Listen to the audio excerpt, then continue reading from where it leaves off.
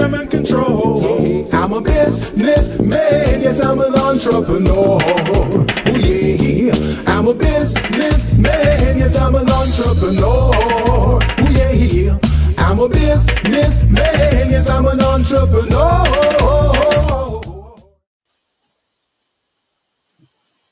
Good afternoon. Welcome to the Business Zone with Crystal and Gilbert. Gilbert is Man, getting his background set up, and we want to welcome you guys to this week's, the Business Zone. And I hope you guys have had all a wonderful week. Mine was uh, quite busy today. I felt like I was racing, so I'm glad it is a weekend and weekend of the Memorial Day weekend. Because for me, I love holidays, not because I'm off, but because everybody else is off and nobody requires my attention, and it's only about me. So that's what I like about the weekend. Okay, Gilbert is coming back in.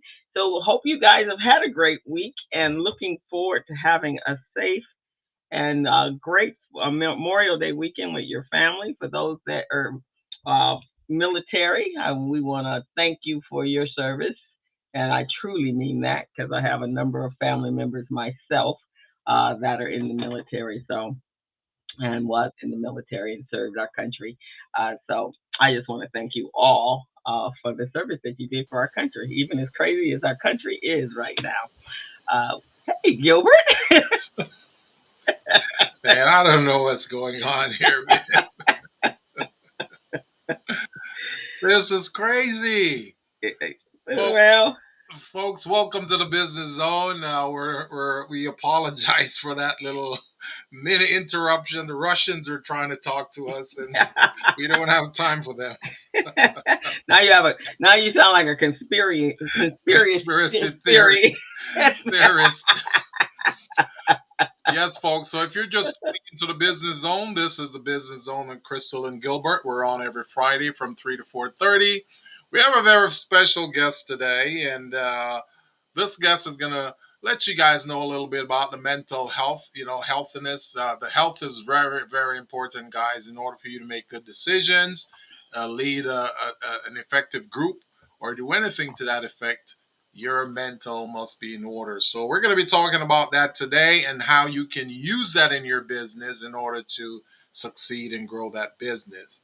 But for those of you who are just tuning in, we would like you to go to YouTube and subscribe to our platform. And my co-host, my wonderful co-host, Crystal Superwoman Mitchell, will tell you guys how to do that. So, co-host, you want to tell them how to subscribe?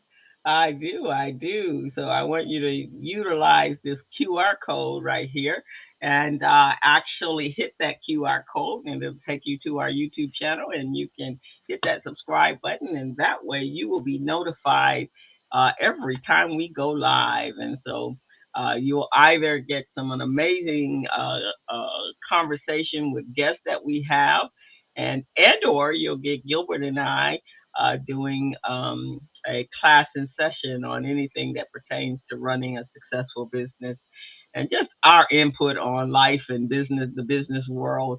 But today we actually we have an amazing guest. This month we're hey Greg, we are coming to the end of the month of May, which is Mental Health Month. And so this is a great conversation that we're going to end the month on, actually, because for people of color, I think we're under mental stress on a daily basis. Just waking up in the morning sometimes can be stressful for us, and so we're excited to talk to Professor Brown about on this topic, and so I think he's the perfect person. And for our young men, everyone knows how passionate I am about making sure that our young people are prepared for life, and so this is right up my alley. Far as making sure that we have all the tools we need to be successful in life. Period. So, Gilbert, how was your week? Oh man, I had a wonderful week. I have that project out at LAX. It's a metro project, so they're building an expansion to the airport where if you're departing or if you're arriving, there is a platform that will accommodate rent a car and those types of things. So the whole project called People Mover Project is all about that. So it moves you from where you get off the plane, so you get your baggage and everything. You can you'll take a little you'll take a train to that Hmm. area, but you can also take a metro train from the airport to the city center, downtown LA, that type of thing. So that's what they're building over there. It's pretty neat. I've been checking it out. My job is to interview the workers to make sure labor compliance is in order and make sure that they're getting their prevailing wage, their classification is right, and all of that. So that's what we've been doing. So it's been That's pretty good. cool. Yeah, it's Yeah, been that pretty airport good. is going to be all ready for For be the all ready for Olympics the Olympics. Yeah, and the World Cup. yeah, the World Cup, making sure that people get in. You know, our airport was definitely in due for a makeover, and I know the last time I flew out on United when I went to Florida last in I think I was in Florida in January or February. I went to Florida, and Hmm. that whole area over there where United is all bright and lit and all these amazing stores over there. I'm flying out next week on American, so I'm gonna see what they did to the American terminal. Yeah, But our airport is um starting to look pretty world class, and yeah. people mover is going to be fantastic. It's Me, gonna be excellent, man. I see some parts of the building, and I'm telling you, it's amazing. It's phenomenal. Now, when I used to go to San Francisco, and I used to fly into that airport, they had a people mover system over there. So I hmm think that's where it got infiltrated from because not only did they do it there, but they're also doing it in Vegas and now they're doing it here in Los Angeles. So that's yeah, amazing. It's amazing. I think well, when it was Continental before they merged with United, they were Atlanta has a people mover, Denver has a people mover, Chicago has a people mover, Yeah. and Continental, when it was Continental before it became United, they Hmm. actually built, and Continental built this, not the airport itself. Yeah. They built a people mover to take you from LaGuardia, was it from LaGuardia? Yeah, from LaGuardia out to New Jersey, or from New Jersey into New York. That's what it was. Yeah. So because that was their hub, so you would get on that. And when I first started flying, my girlfriend worked for Continental, so we flew all the time on as comp rev, non cop rev Yeah. on Continental. And so the very first time I think I went with her to New Jersey, that mover got you from the airport all the way to New Jersey, or from the New Jersey all the way into the Grand Central Station, like in 10 minutes.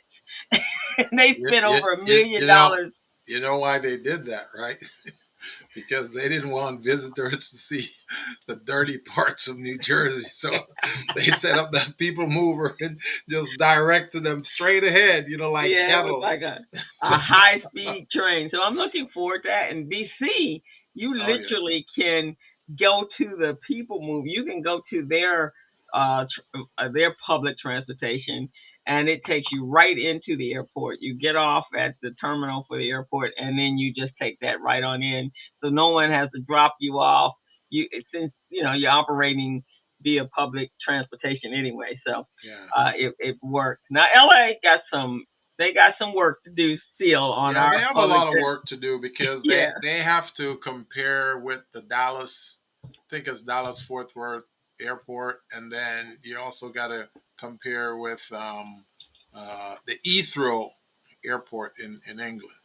yeah. So So those are the world. They're saying those are the world class airports right now, and hmm we're just catching up. yeah, Which is kind of crazy since we're the fifth largest. economy, California, the fifth largest economy in the world. It's just unbelievable that we're just catching up to some of those other economies that's behind us. It's strange. Yes. I see we got Fernando on here. Fernando, welcome to the Business Zone, sir, and Mr. Greg Sneed, our field correspondent. Welcome Hey to the Business guys, Zone. how are you? Yeah, so we're coming around. We're getting there. So, So but how about you, my co-host? How was your week? What did you do? my I week know was I know crazy you're a busy. hard woman to get a hold of. I actually finished out a contract this week, and so I will free up 10 hours of my month. Is going to Good. come back to me, so I'm gonna focus on my health. I Hmm. will be taking workout classes on Good. now on Monday, Tuesdays, and Thursdays. Those are the days I am recouping. So So the uh, 31st, you're supposed to be traveling out of the country, correct? no, I'm not going out of the country. I'm going to Savannah for my nephew's graduation. Oh, okay, okay, okay. So I'm flying out Friday night, and I will be back. Um, uh, and thank you, Fernando. I will be back. We're flying out on the 31st.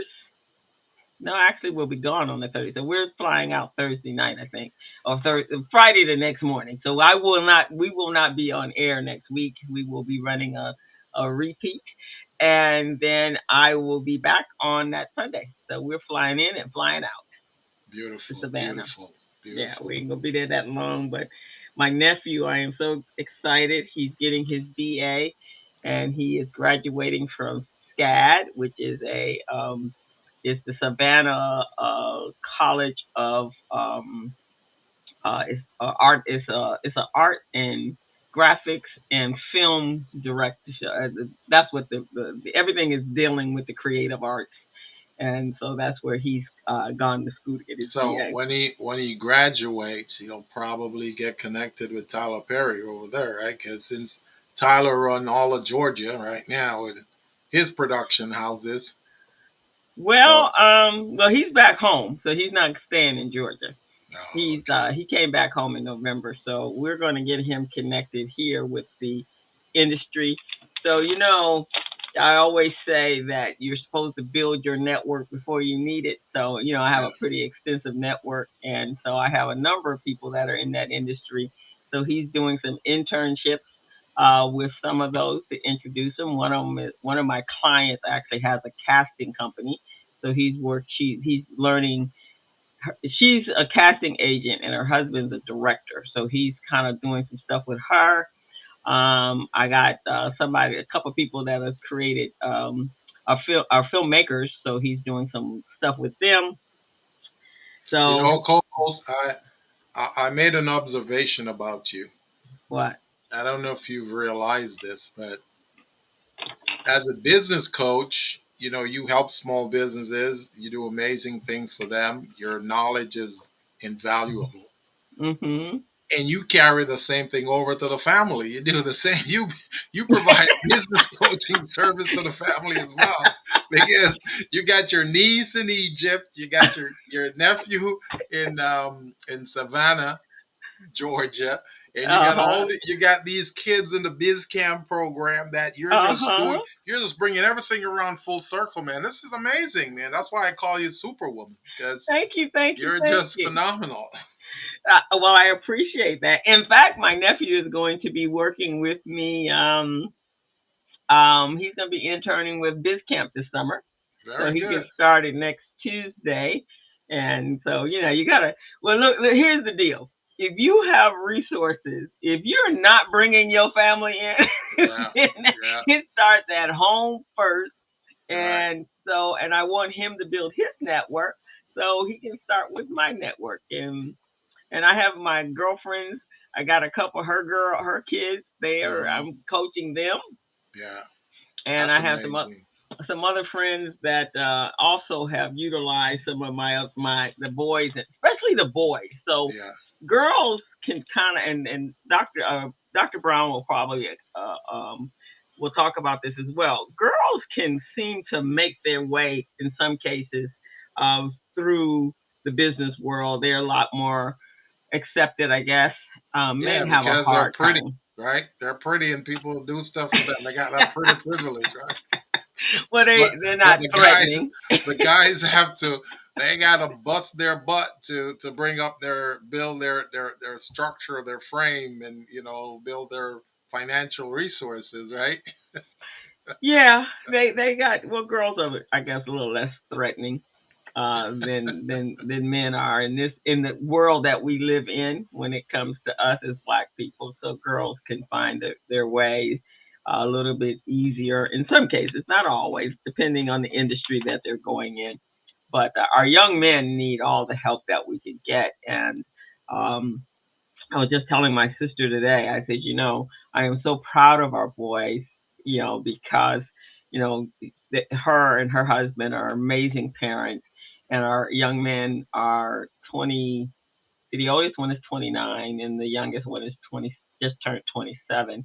And they're very respectful, very bright, very innovative, and so we're really proud. And pretty much all the boys in our family have made some great strides. We've been pretty blessed with the fact that they've gone to school, they found jobs, they're taking care of family. Our two is being very cautious about starting families before they're ready, and so we're really thrilled with that. And then my niece that's in Egypt, that's who is my daughter really. Um, she's great as well. She's got my grandbaby, and Well, I'm very proud of her. you're doing for family and young entrepreneurs what we didn't get when we were growing up. When we were growing up, we didn't have anyone in our family or in our friend circle who could coach us, motivate us, inspire us to be entrepreneurs. We had to go to school and get uh, brainwashed about going into the work world, working for the man, 9 to 5, because we think that was the only way. But see, now that we've understood all of that, we've been through the trenches. Now we can turn around and educate or enlighten our family members, the youth coming up, to let them know that, hey, you guys can become entrepreneurs. You don't really have to do that 9 to 5. I mean, it doesn't hurt to do the 9 to 5. You can do the 9 to 5 for a couple of years just to understand what the 9 to 5 is about and how Mhm. that system works. So Mhm. then, when you become an entrepreneur, then you have a better understanding, because you're going to be hiring people as as an entrepreneur. So it's good for you to have been hired by someone to understand how that system works. And it really truly does take a village to raise a child today. Yeah. It has always taken a village, and so that's pretty much what I try to do.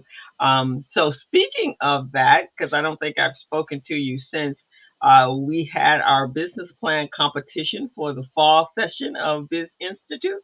I think And I saw it on Facebook. yeah, man, Congratulations. I forgot all about that, co-host. my kids, Congratulations to you and the kids. we swept the citywide competition, which First, is second, and third place, right? first, second, and third place. But I always tell the kids when they come in, I don't care what y'all do. All I know is come competition day, I want a sweep. I want first, second, and third, or for sure the first one of the first three. But we swept it. We took first, second, and third. Um, This is like 2 years in a row, though, right? and this is actually 4 years in a row, man. Dang, co-host, you are bad. we You took are a bad woman. we took five places in the very first year, and no, the second year we took five places. The first year we took second place. The second year we took five places because they had some other competitions, and then the third year we took first and second, and then this year we swept. So so proud of the kids. So we have the three that completed. Thank you, Greg. completed first, second, and third. We'll have those young people on the Business Zone in June. Um, so we're proud of that. I have two that are going to regional.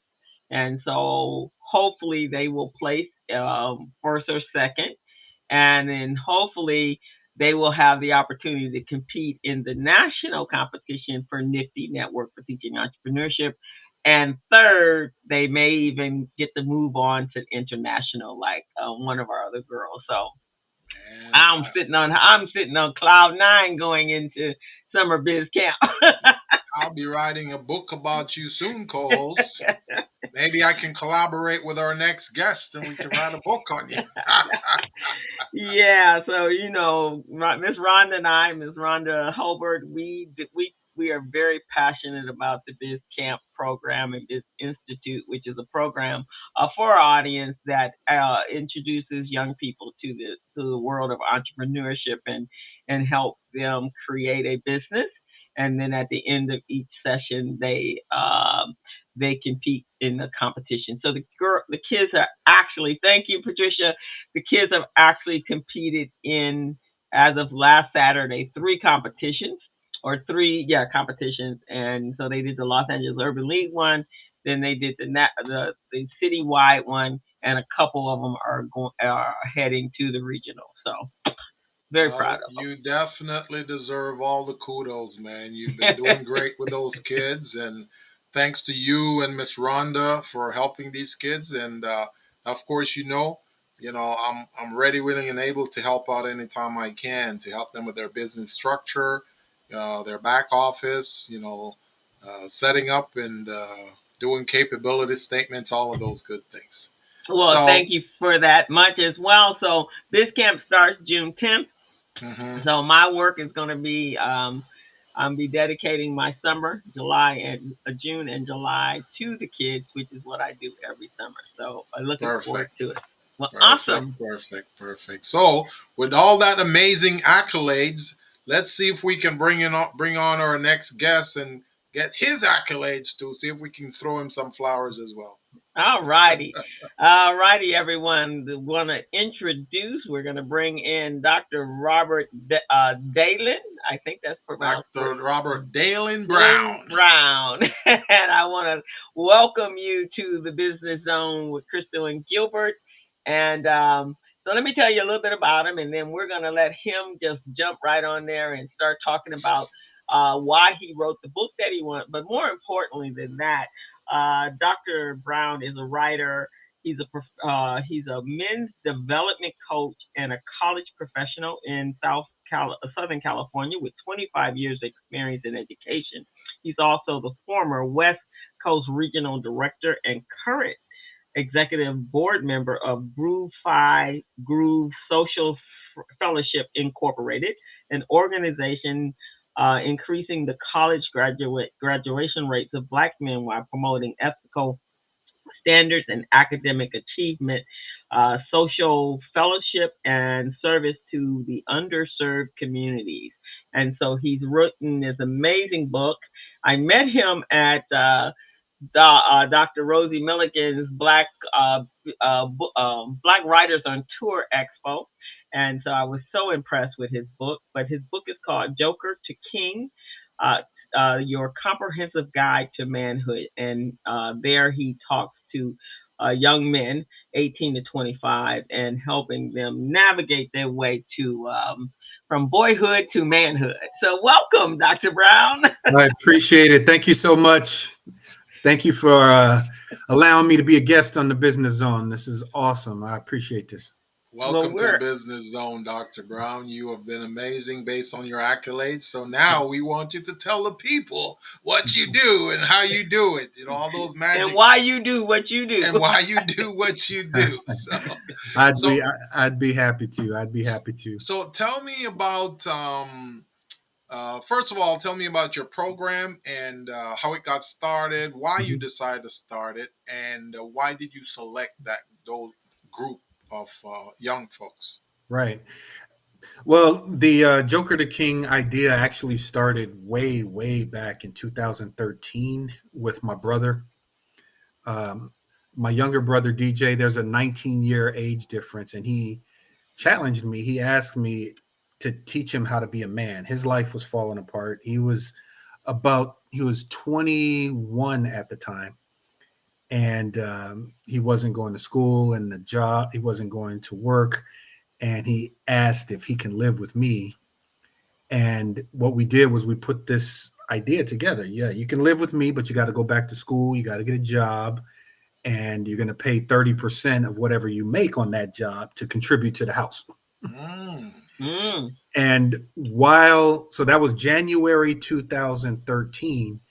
And what we did in that time was we were having conversations about all kinds of things related to manhood. We were talking about relationships, how to tie a tie, how to start a bank account, everything from cooking to budgeting and investing. We were having all of these conversations about what it means to be an adult. So a couple months later, I gave him a birthday gift in March 2013. I printed out on a piece of paper his very first lesson on manhood, which was all about integrity. And I stapled to that piece of paper a playing card, the Ace of Spades. And I said, this is your birthday gift. This is your first lesson on being a man. It starts with integrity. There are 52 cards in a deck. There are 52 weeks in a year. You're gonna get a new playing card every week with a new lesson.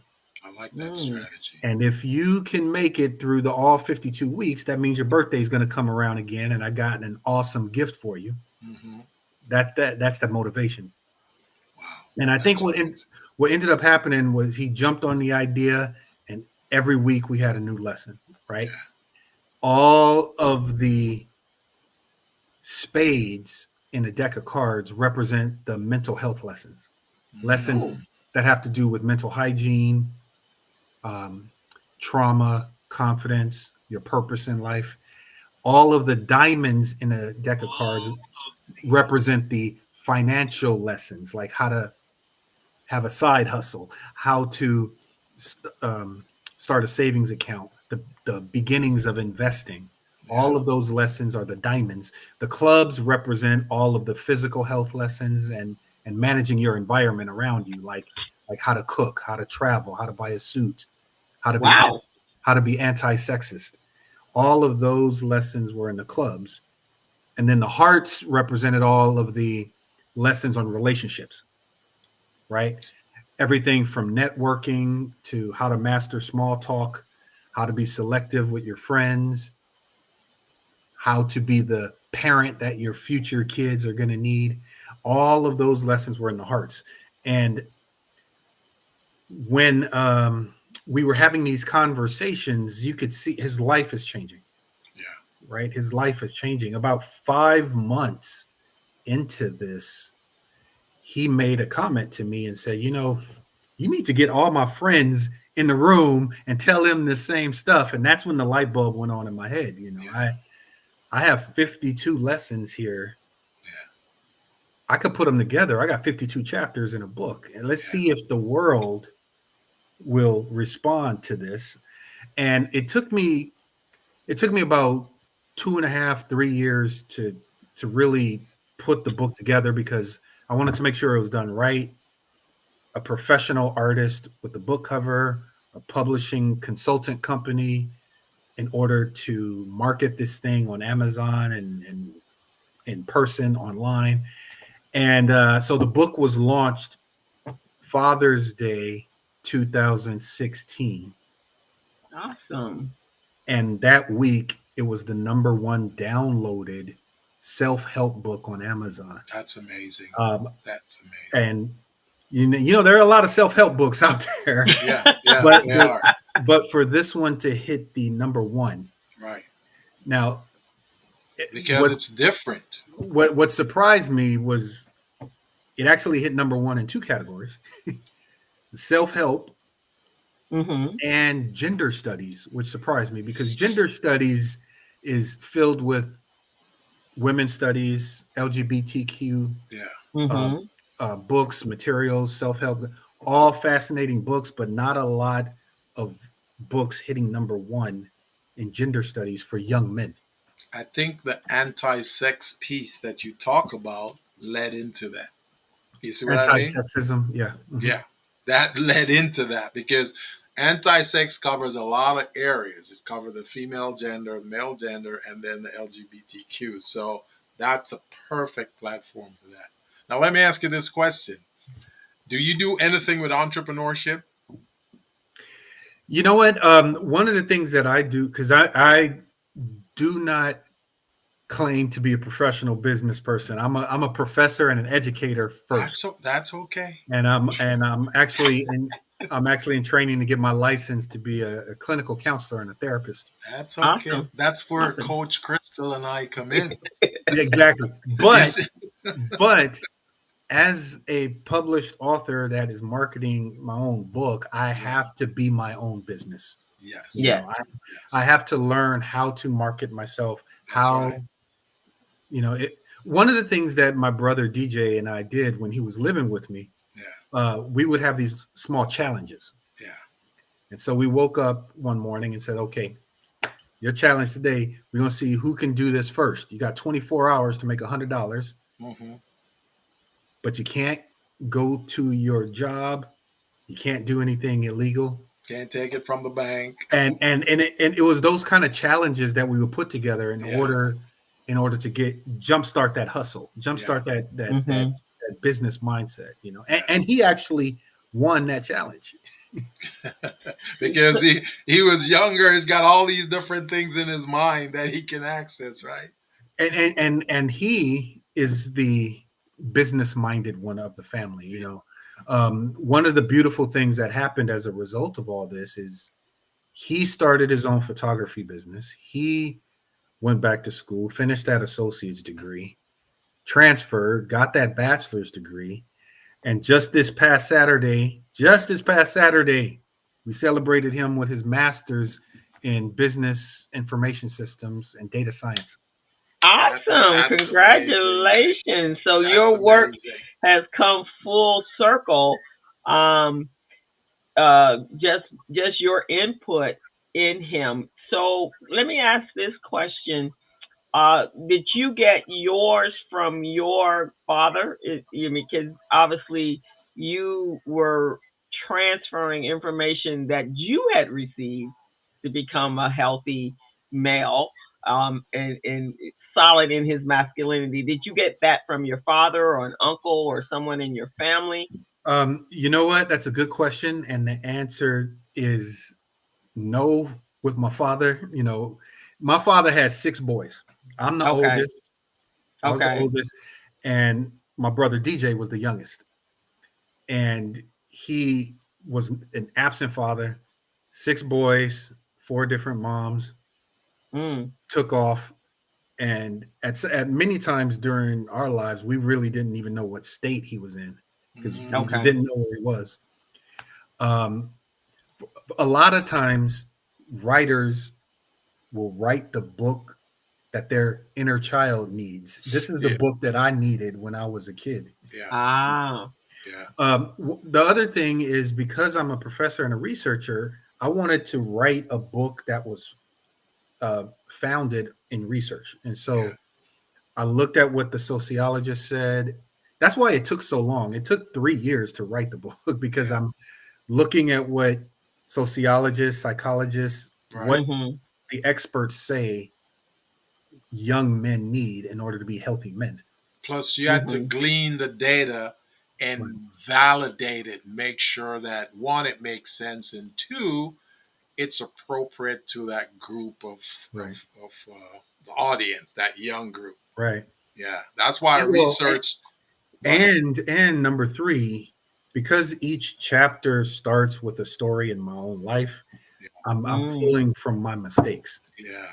So like, for example, the chapter on small talk, mastering small talk, the story for that chapter is the story of me going into multi-level marketing and losing $2,000.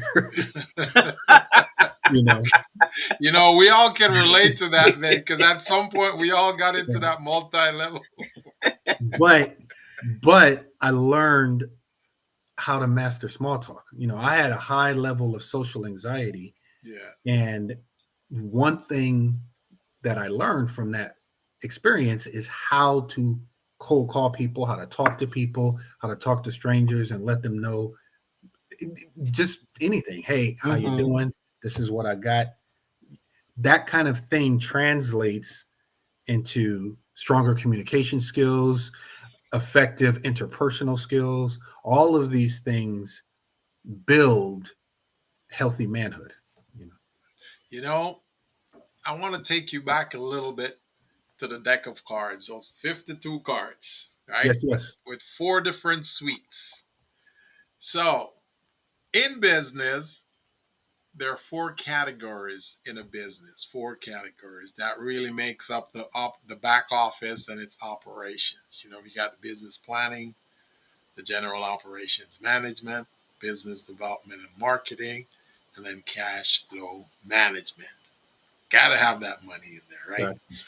So your deck of cards, I Hmm. see that playing into this system. That's why I ask you about entrepreneurship, if you've got something about that. I see. Because here's the deal. The 4 suites you talked about, the Yes. diamond, the spade, the heart, and then the And the clubs, clubs. right? Uh-huh. Each one of those could represent one of those 4 categories in a business. Yeah. And then, of course, each suite has about 18 different cards, right? Right. Because you got the ace to the 10, Well, yeah, exactly. then Yeah. you got the jack, and then the queen. Well, actually, Right. The it's, it's, 13, there's it's 13 suits. I mean, yeah, 13 Mm-hmm. cards in a suit. Yeah. yeah. So each one could represent a different part of the business in each category. You see what I'm saying?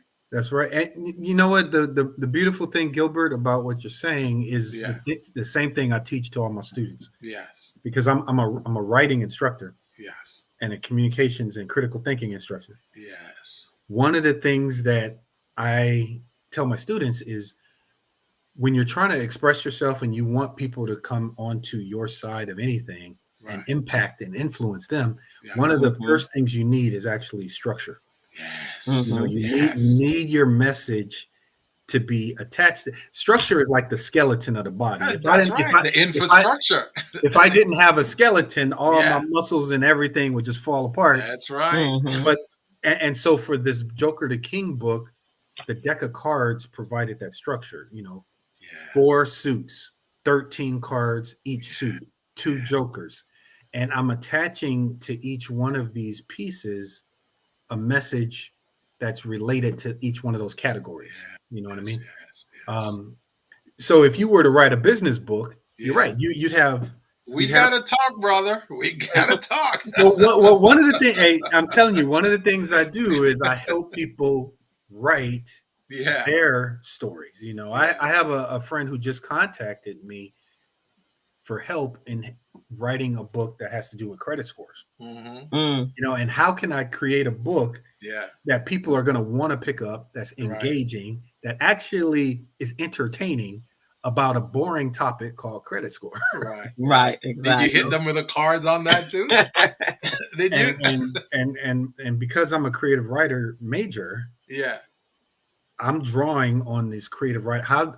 What makes people pick the book up in the first place? Yeah. What makes them turn to page 1, page 15?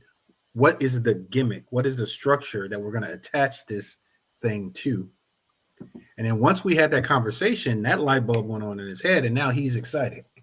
Man, I'm seeing this thing going far because, even the credit score, right? The credit system, Right.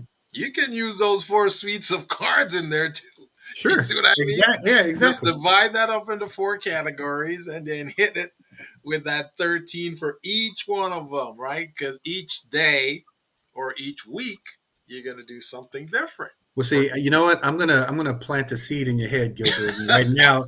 And Crystal, I want you to watch this, because Okay. you're gonna watch Gilbert's light bulb just come on right now. Okay. the structure doesn't always have to be a deck of cards. There are so many structures in our natural world that we For can sure, use. for sure. You know, you got 4 seasons. Yes. You There got you 12 go. months in a year. Yeah. You got 7 days in a week. Right.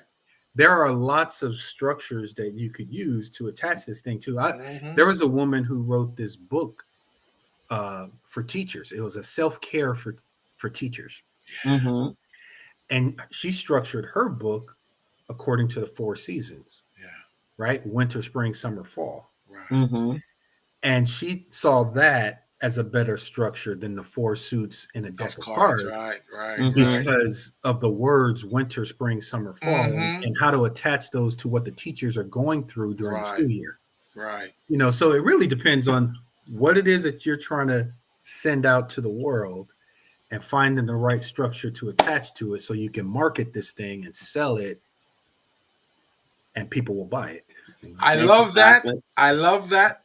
And I'm going to tell you why I did the card thing, because this is the first time I heard the card approach. Okay. And I believe you can own that part. You see what I'm saying? You can own just like QuickBooks for Dummies or QuickBooks for whatever. You see what I'm saying? Somebody owned that dummy series. Well, So hey, you can I'm gonna take it one step further. I got to thank my mom.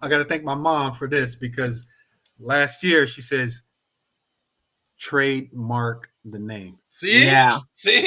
We're And thinking the same way, man. So as of a couple months ago, I just got the word back. The United States Patent and Trade Office has now trademarked the name. Beautiful. Joker the King. Look at that. I think it's absolutely fantastic. Now I'm gonna take it from the entrepreneur side, because that's my space with young people, right? So when a lot of times when young people come to our workshops or to our program, we got to first start with the confidence, right? Because being a successful entrepreneur is all about confidence, being able to create something from absolutely nothing, and then be able to sell that to somebody else for them, as my business partner says, take the money out of their pocket and put it in your pocket, right? And so that requires that. And I commend you on what you're doing. Many years ago, when my partner and I, Rhonda, actually, when I started working with her, she started the Biz Camp program. And we went into, and you probably can relate to this as a professor and working with young people. We were asked to go to Dorsey and work with kids Dorsey had an entrepreneur program, but it was only for the junior and senior year students. Gotcha. And so the teacher, the program director for that one, wanted to start to introduce that to their kids coming in from a middle school, so from 9th grade and 10th grade. And as we all know, 9th graders are still like just 2 minutes from being in 8th grade. That's very true. So they're still not confident in who they are and what they do. So here we go to Dorsey. We had a program. In our program, Dr. Brown, we handpick the students in our program. So they're interviewed way before they're accepted in. And if we don't see, certain characteristics, then, we're like, okay, you need to go, we'll bring you in next year or later on, but you're not quite ready for this program. But Dorsey, we didn't get to do that. So we got to be thrown right on in there like the rest of the teachers of the world. And we walk in there, and the classroom is actually predominantly male. And in an inner city school, if you're not in the school system, you have no idea what you guys as teachers go through. And so I walked into that room, and these curse words, it was like a jungle. And so Ms. Rhonda said, the first class, we were trying to get them to calm down. The teacher had no control, and the kids were wild. So I said, so Rhonda says to me, she goes, I don't know if we want to do this. I said, no, we're going to do this, because what happened was, I'm asking the kids, what they wanted to do post high school. Right. and they're looking at me like I'm speaking Swahili, and had no idea. And so finally, one of the young men, he was a Hispanic young man, he says, "Miss Crystal, you are asking us to dream. No one's ever given us permission to dream. We don't even know if we're going to make it to college, let alone go to college. We don't even know if we're going to make it past ninth grade, 10th grade, into 11th or 12th." He said, "So we take every day, one day at a time." And I said, "Oh, okay. So let me dial." I had to dial back the entrepreneurial part, and I had to work on the kid part just to get them to dream what life would be like 5 years from the date, or 4 years or 5 years down the line. And so what I had to do was, I told Rhonda, I said, "No, this is a challenge I can't give up on. If Right. you tell me you don't even have a dream, then I got to start from the basics." And so I brought in friends of mine, male friends, probably pretty much like you. They brought their life experiences to these kids, because these kids were looking at jail on one side, they were Right. looking at drug dealing, they were looking at. So one kid said to me, and I guess he was challenging me, and when he said, "Okay, I want to be a drug dealer." I was like, "Okay." So I tell you what, this is what I'm asking you to do for me. You go and you do your research, and you tell me one drug dealer that is not has not had a gun banished at him, has not been shot, has not been stabbed, has not been beat up, don't have to have security for his family. He can live out in the open. Then we'll talk about that being an endeavor for you to be in business.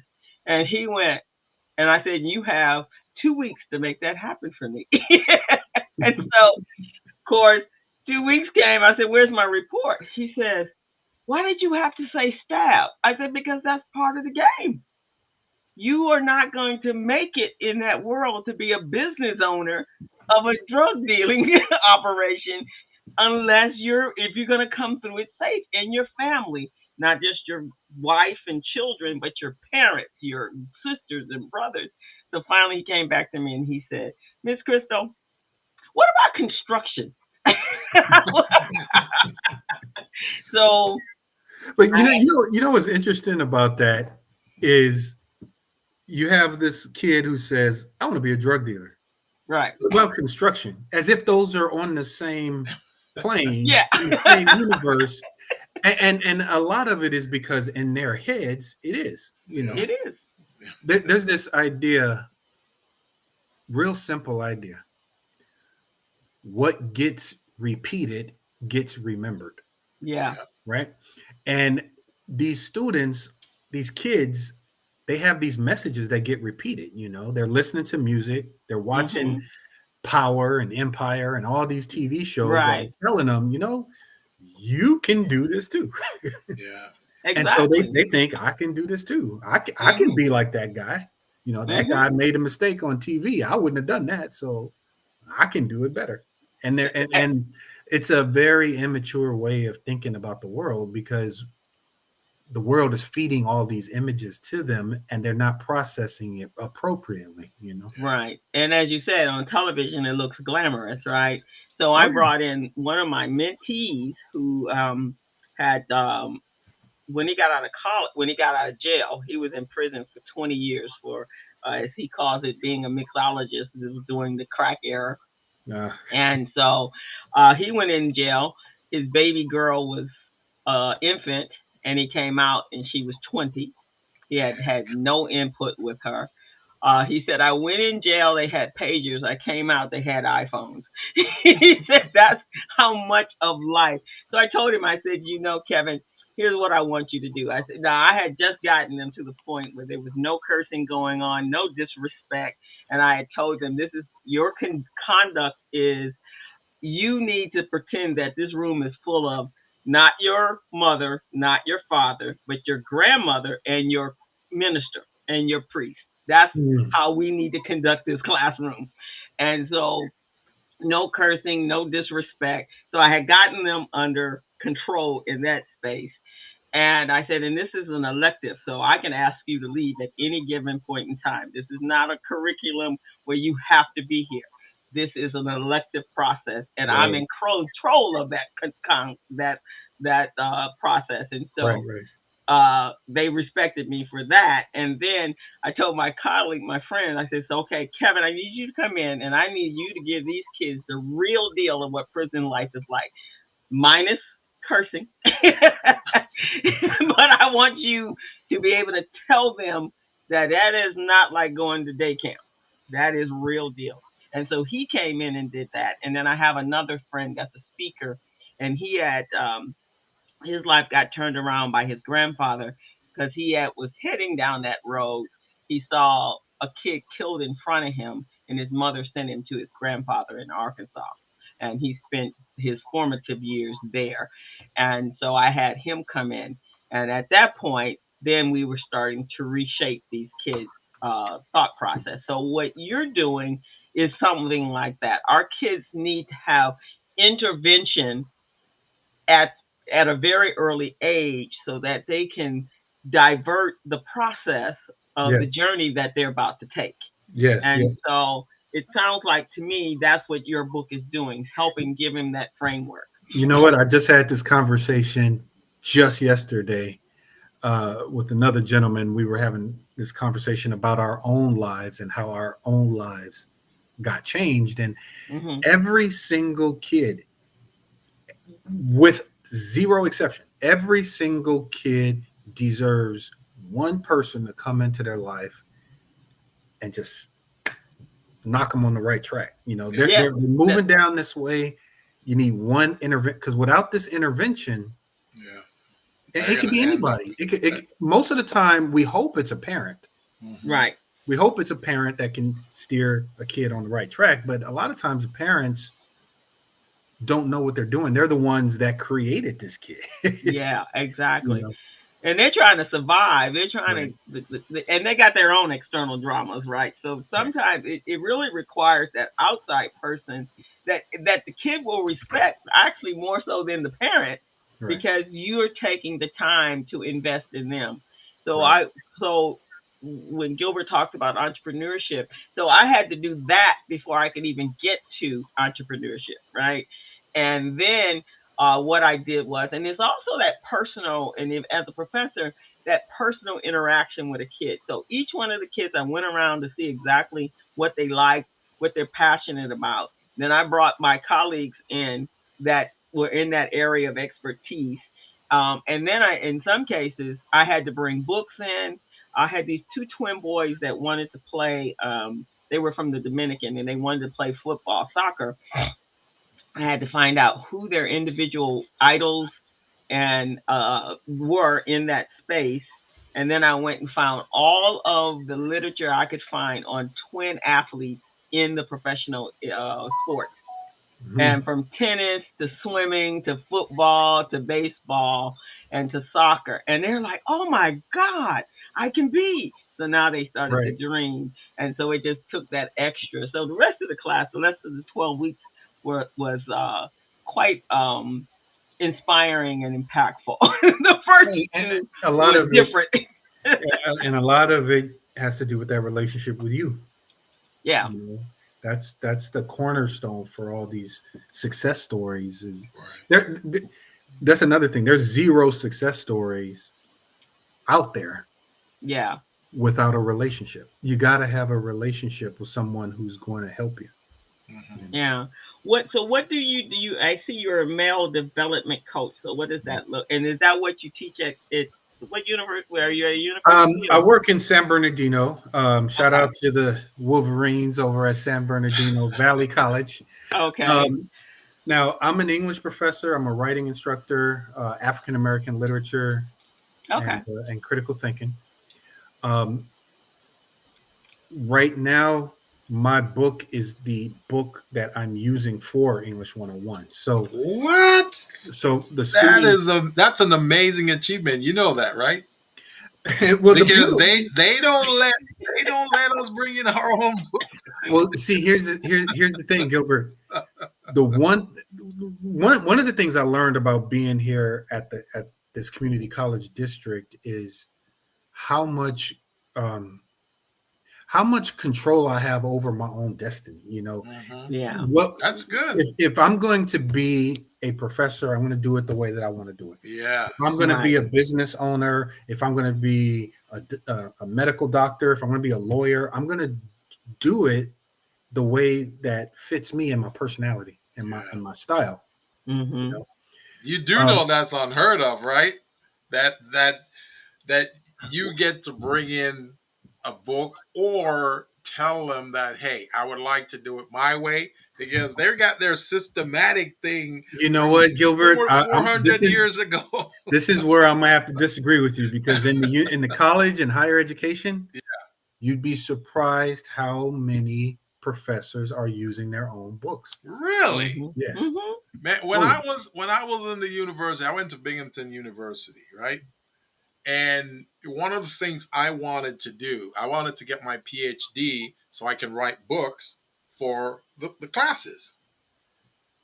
Immediately they knocked that down. They said, don't even think about it. We've got a set amount of books that we bring in. These are written by other professors, and these professors are like veteran in the business. So you can't even hold a candle to them. So don't even think about it. That's what well, they said. you know what? Here's the thing, though.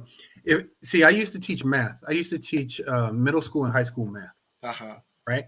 If I was gonna write a trigonometry book, Yeah. chances are probably wouldn't Yeah. sell.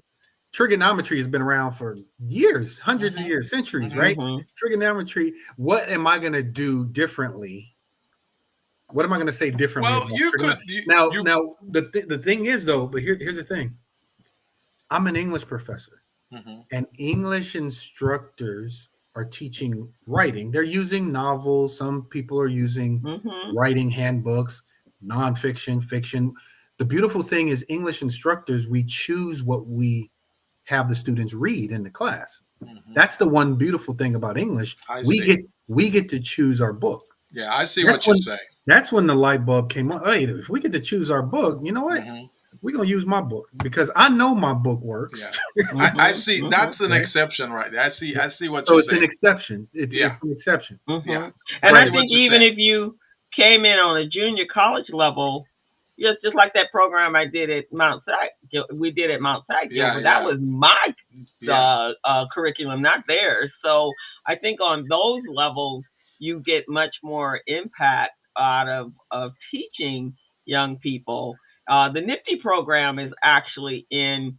A friend of mine, Kenny Turner, he actually brought it to East LA, and he was teaching that same age group that you're teaching, 18 to 25, on how to be entrepreneurial, and is a theory. So that gives you on that secondary school a little bit different. Now, if I was teaching elementary, if I was teaching the primary school, no, you got to teach what they want you to teach, which is why I teach I outside of see the the system. difference. I see the difference. The English part, I get. I see that. Yeah. And what we did at Mount Sac with you doing bookkeeping, I see the difference there too, because bookkeeping is a little different animal. Even though you're using Right. QuickBooks, you were able to do some other things there and make it unique. Right. What I was trying to do was organizational development and organizational behavior. That's a totally different animal, Right. because they only respect the Druckers and the Tom Peters and those Right. guys, those Yeah. Right. old guys. You see what I'm saying? So they wouldn't even allow someone like me to introduce my strategies in there, because the Druckers and all of those guys, those guys are institutional professors. Exactly. Yeah. Now, right. And you take English. Yeah, My job is to turn these students into college writers. yeah, My job is to send them out into the rest of the college, the yeah, history classes, the psychology classes, so that they can write academic papers. yeah. How I do that is up to me. Hmm. Mm-hmm. Yeah. So I Mm-hmm. see the exception there. I see it. So are your students primarily young men, or I mean, is that No, where you're? that's a good question. And because see now you're thinking the way I was thinking, Crystal, because you're right.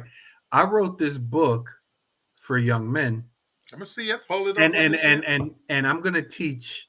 If I'm going to teach men, women, and everybody in between, young and old, because the community college, we have people coming back to campus in their 40s, 50s. We even have some high school students taking college classes. So how can I take the book and adapt it? And so what I did was I wrote another version of the book. Okay.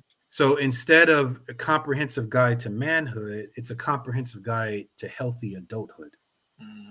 Right. Okay. And so each chapter had been revised so anybody can pick it up, whether you're man, woman, young, old, and you're going to learn what healthy adulthood looks like. So there are chapters in here about parenting, chapters on how to forgive your own parents.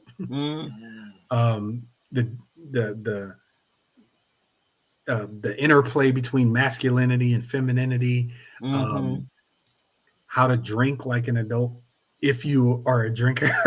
Right, exactly. I mean? But how to be responsible in your actions. It's basically. a very when I say comprehensive, I mean we're looking at all of these different things that adults go through, like how to have healthy confrontations, how to find a mentor, things that adults have to go through at all stages of their lives. Can you hold up your book again, Dr. Brown, so I can see that the audience can also see it? If you turn it actually, I'm going to hold up both of them. The one with the black cover. Can you flip it around? So flip it around. Yeah, no. You got to. It's upside down. It's upside down. The other it's way. Upside down. Turn it right side up. No, I think it's a mirror. Oh no, really? It is a mirror. Oh, okay. So it is actually hold on. I see. Let me see if I can fix it. Yeah, let's see. Now what do you see? There we go. That's what I'm talking about. Yeah, I realized what I was doing there. This is the first edition back in 2016. This is the one that went #1 on Amazon. Beautiful. Okay. How many pages? About 350 pages. Wow, that took you a while. Yeah, that's 52 books. 52 weeks in a year. Now, this book, after it was published, 5 months later, it won Grand Prize Southern California Book Festival. Amazing. Who did your marketing for you? Well, I originally went with this publishing consultant who helped me market it online and get it in front of the right websites. And what we did was we put this launch. Okay, Father's Day. Remember, Father's Day, go to Amazon. And we just blasted the whole internet and let them know, look, Father's Day, go to Amazon. And it worked. If you don't mind, man, I would like that contact person. I would like that because we're working on our books too, and we're not marketing people. We don't market, Well, now here's the thing. After that happened, I realized how to get the book to #1 artificially. Yeah. Using SEO, using the algorithms of Amazon. Yeah. I don't know how many people read the book, but I do know how many people got hold of it. Got hold of the book. Right. Now, this book, like I said, was 2016. Fast forward a few years later, I went through my own crisis. Yeah. Okay. So you had to add some excerpts to it, huh? well, exactly. I went through my own depression in 2017, 2018. I went to therapy. Yeah. I ended up getting a divorce in 2019. Wow. Sorry to hear that. Well, now hold on. Before you say sorry. Life experiences. I think there's a comedian who said this once before. There's never been a happy couple that got a divorce. Right. Yeah. Right. If somebody getting a divorce, is because these two people probably shouldn't be together. That's true. But the part that I'm talking about where I said sorry, because most men always lose in divorces. Okay. They said 90% of men lose in divorces. So that's the part I'm saying I'm sorry about. You know what? I'm going to tell you. When I got divorced, I got custody of my kids. Did you have to pay alimony? I had to pay alimony, but it was offset by my wife paying child support. Oh, hey, you're that 10. You're in that 10%. You're in that 10%, so that's good. So it was a wash. Okay. That's beautiful, man. See, I've never met a man that fell in the 10%. There are some. I have. They are, but I've never met Yeah. one. So this Yeah, is yeah. the first. There are some. But here's the thing, and I'm sure as you were writing that next book, you recognize, because a lot of times, when they say that couples don't work, it's the lack of communication, your own maturity level, your own life experiences, what you bring to the whole thing, Certain and the red triggers, flags that were ignored, and the triggers that are inbred in us, right? That we may have gotten from our own parents. So Dr. Brown, you were saying your father was kind of not there, and so where do we learn, both men and women, how marriage is supposed to work if we don't see a prime example of that in our parents' relationships, right? And so I would imagine that was some of the experiences that you encountered or learned or discovered about yourself after post divorce. A lot of it works the same way as business, Yeah.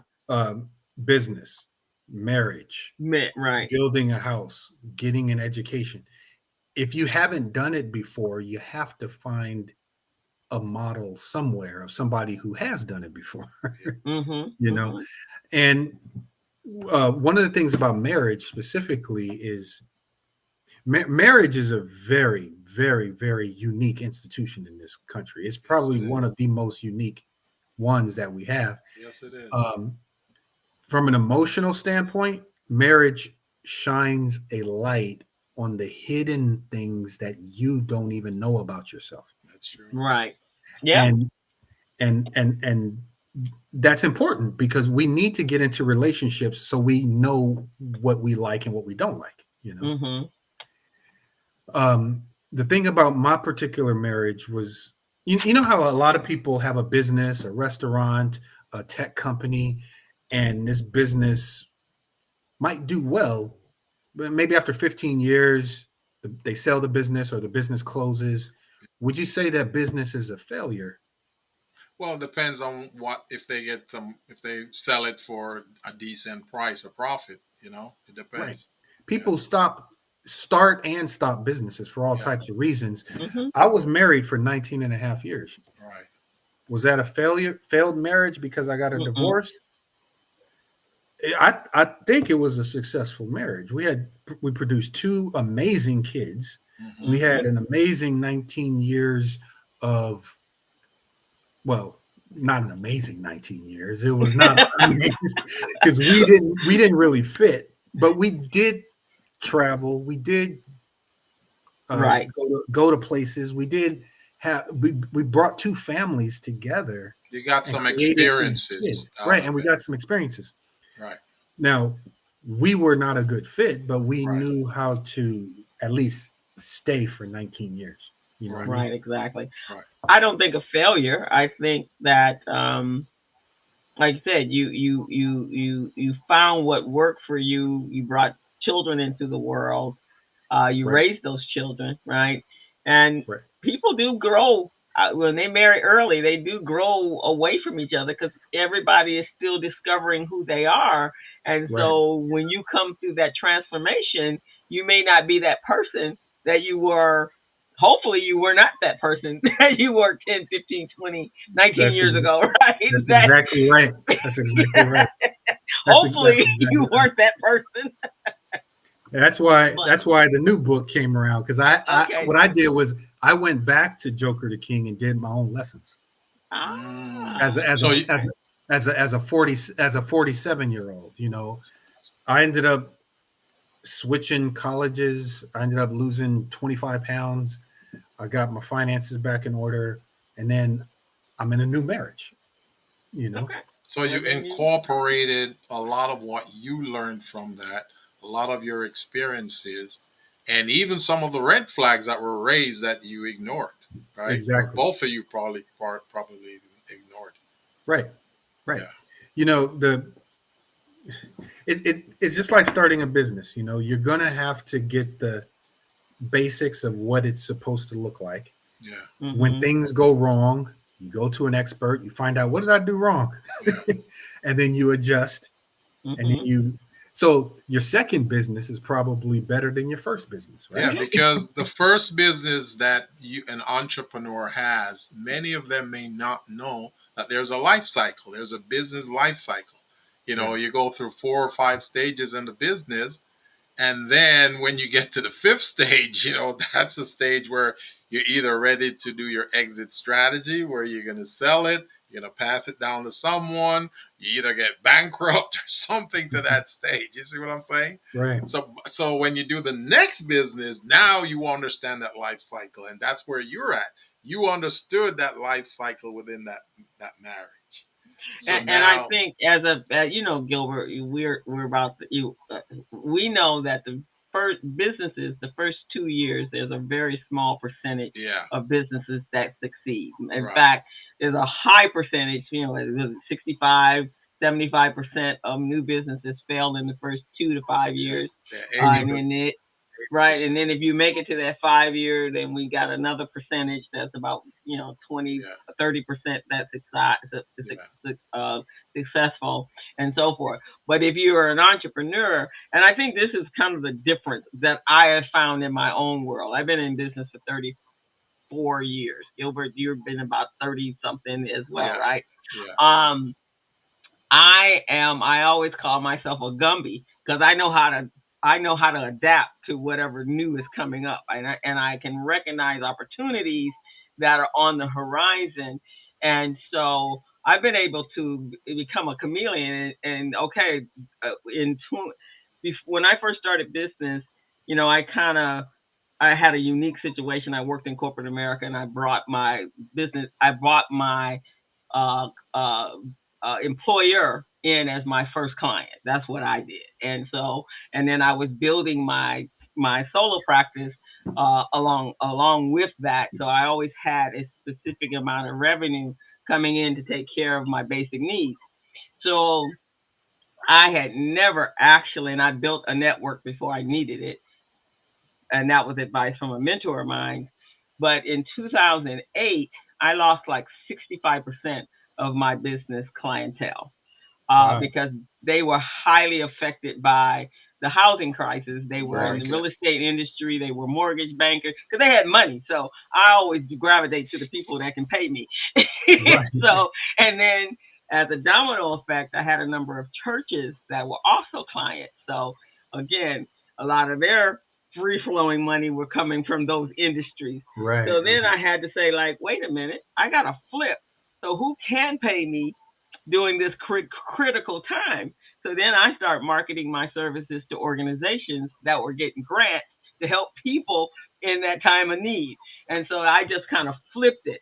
So if you, as an entrepreneur, you got to see the horizon, you got to see what's about to happen and be able to adjust to that, and move your business to that. So I evolved from where I started to the business that I have now.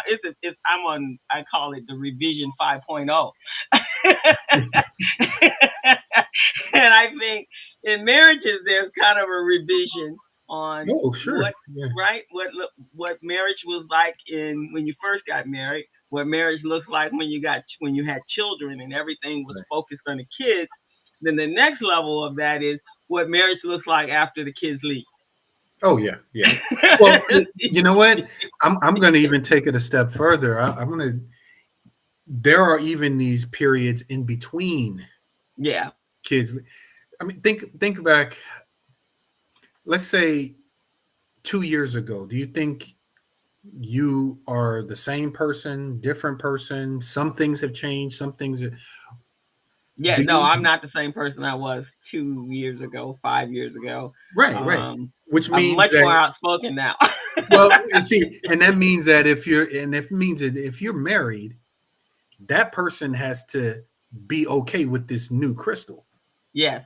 right? Either they have to change with you, or or they're gonna have to bounce because you are not the same person because we're all changing. Right. We're What always you want to do is evolving. you want to get connected with somebody who's going to go through some of these changes with you and still be okay with you. Right, exactly. So even from Gilbert, you and I, from a dating standpoint, who I was dating 5 years ago, can't handle what I am, who I am today. Right, right. so I evolve out of that one, not marriage, but I evolve out of relationship. That is so true, man. Right, it's a whole different Crystal and a whole different Gilbert and whomever else, right, didn't quite make the grades, but no. But I will say this: I'm going to go back to your book. Principally, it's what we learn, right? If you're a product of a divorced parent, then how do you learn those skills? And depending on the age you were and the involvement of both parents. This weekend, we had a very close friend of our, a part of a tennis program that I sit on the board. One of our kids, one of the members, the children that was in the but her mother died. The mother died. The husband and she have been together since, wow, I want to say they met when they were in college, and she had a massive heart attack last Saturday and died. Both of them, she was the first lady of the church, and the husband, he's the pastor, and he was telling my brother-in-law, he says, she was my best friend, not just my wife. She was my best friend. She is the other half, my anchor. What am I going to do, right? Yeah. And they have a daughter that's going into, she's going to be a sophomore next year in school. And so, but the mom had raised this daughter to be what needs to be to carry on life. Whether she knew she was doing it, she had no idea that what God was going to say, okay, it's time for you to come to me and I'm going to leave them. But my brother-in-law said to my sister, oh my God. And he's looking at his wife, and they've been married for 32 years. He goes, I don't know what I'd do without you. It hit him so hard. Yeah.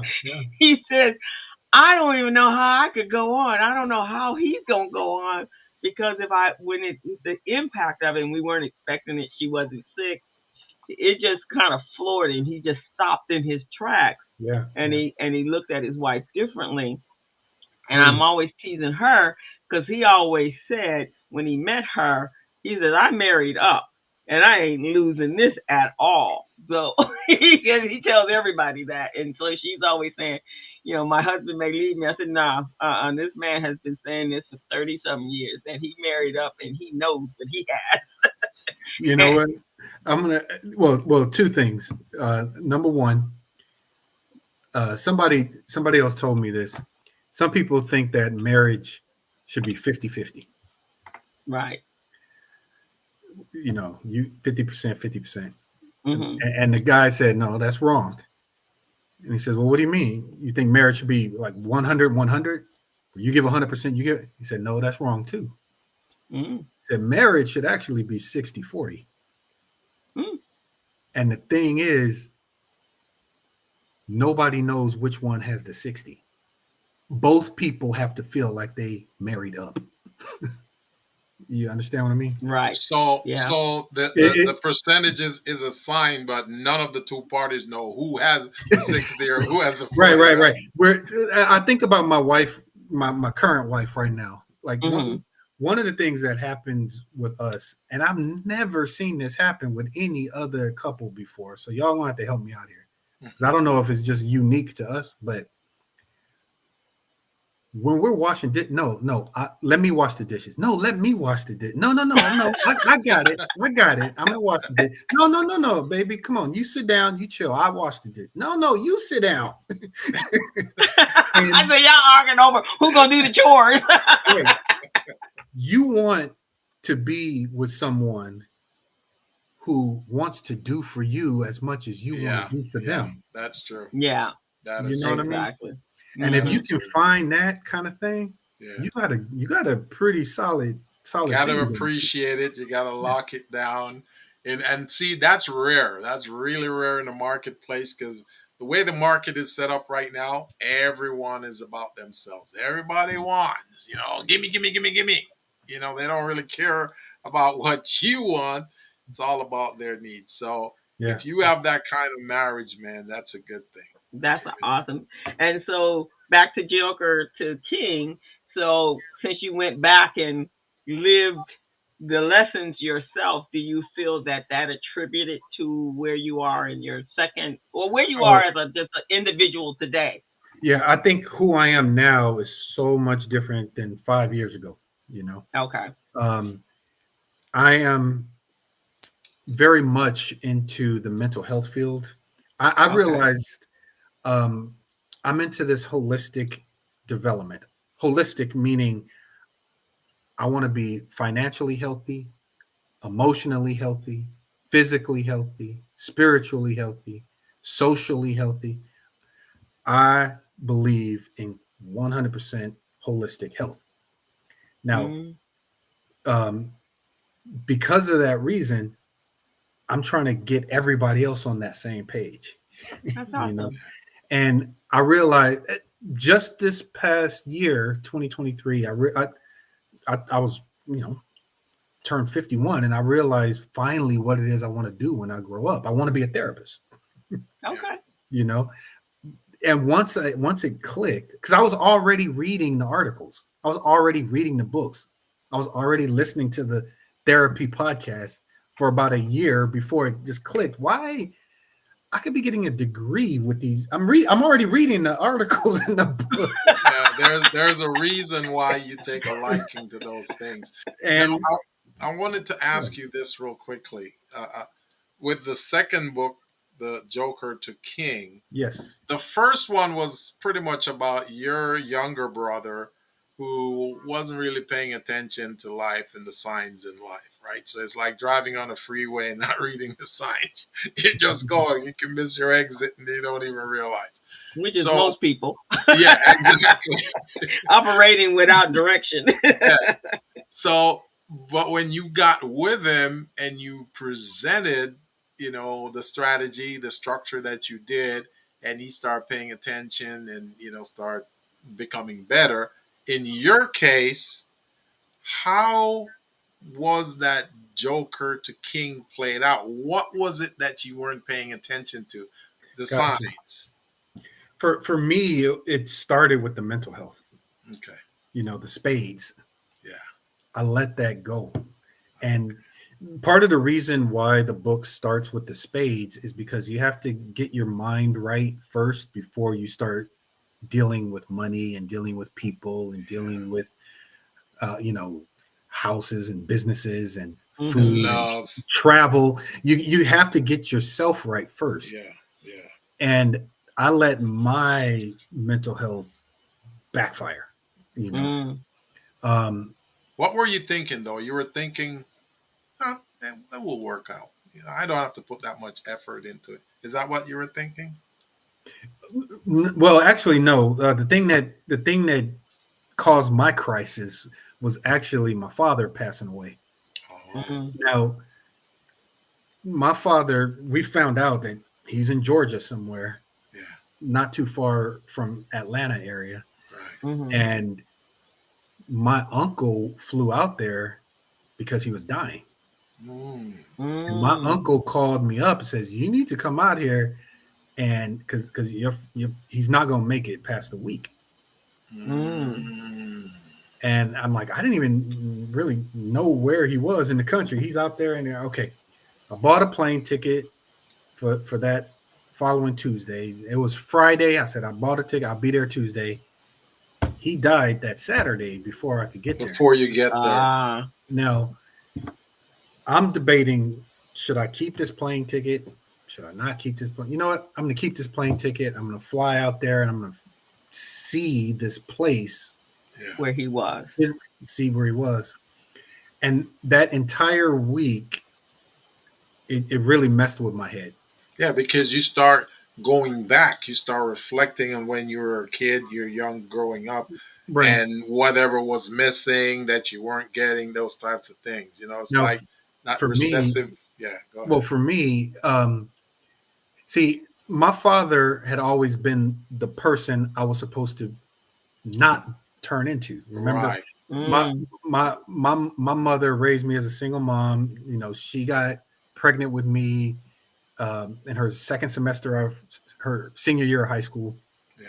You know, and don't be like your dad, don't be like your father, don't be like Right. your And you father. heard that so many times growing up. And Right. so he's the anti me. Yeah. Right, Right. exactly. But just like any superhero story, what happens when that person that the villain dies? Yeah. Mm-hmm. Right. Well, now I don't have a place in this world because now what?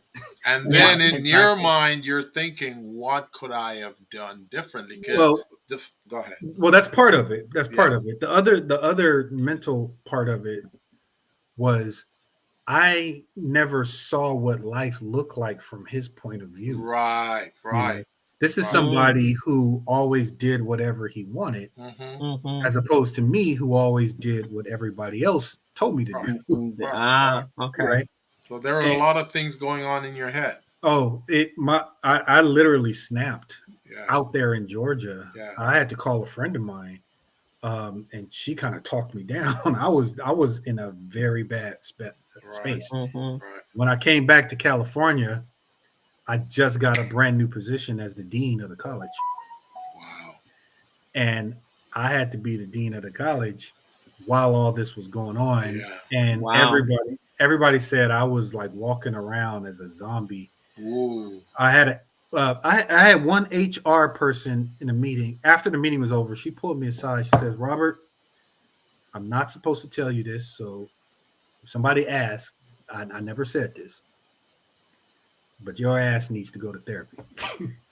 Wow. Without her knowing what was going on with you? No, I only met her once. Wow. That's amazing. And she's pretty intuitive. Like everybody else around me was able to see it. My secretary saw it, except you. The people in the different departments. Yeah, I couldn't see. I couldn't see it. Wow. And that's when I started therapy. And my very first therapist, the very first session number 1, 20 minutes into the session, she gives me this exercise. She holds up the paper like this, and she says, "You need to leave your wife." Oh, wow. How did you take that? Well, I told her she was wrong.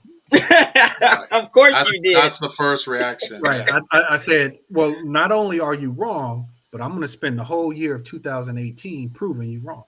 Yeah. So you're but deep down in your mind, your other little brain there said, could she be right?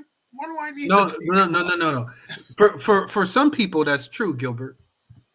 But for me, that wasn't true. For me, I said, you know what? I can do everything. I'm going to prove that you're wrong. I'm going to rebuild my marriage. Wow. I spent the whole year 2018 trying to be the perfect husband, perfect this, perfect that. It was the worst year of our marriage. And mainly because you were trying not to be your dad. Because he was trying not to be his dad. That's what he was trying to do. What I needed to learn was how to be me. Yeah. That's what the whole year 2018 going to therapy. By the time I hit therapist number 4, it clicked. You know? Was she receiving what you were doing though, your wife? No. What ended up happening was January 2018. I said, okay, this whole year I'm going to devote to saving this marriage. Yeah. And if nothing changes by New Year's Eve I gave it the whole 12 months. Yeah. So we're going to go our separate ways. Right. And New Year's Eve came around and I had that conversation with her and I said, listen, here's what I already know what you need because you told me you need this, this, and this. Got you. Here's what I need. I only need 2 things. I need this and I need this. She said, I can't do that. Wow. even though her list was much longer than yours.